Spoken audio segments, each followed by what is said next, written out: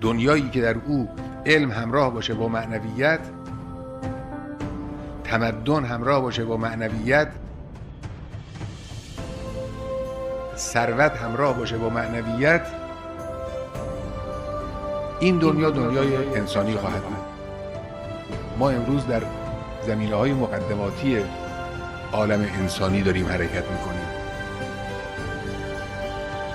ما مثل کسانی هستیم که در این پیچ و خم‌های کوه‌ها و تپه‌ها و راه‌های دشوار داریم حرکت میکنیم که برسیم به بزرگراه.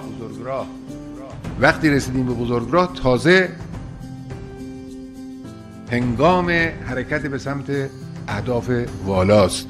بشریت داره از این کوره راه‌ها حرکت میکنه در طول این چند هزار سال عمر بشر تا برسه به بزرگراه. و بزرگراه که رسید به اون دوران ظهور حضرت بریت الله، اونجا حرکت اصلی انسان آغاز خواهد شد. حرکت سریع انسان آغاز خواهد شد. حرکت موفق و بی زحمت انسان آغاز خواهد شد که زحمت فقط عبارت از همین که انسان این راه رو حرکت کنه و بره. غیرتی دیگه در اینجا وجود نخواهد داشت.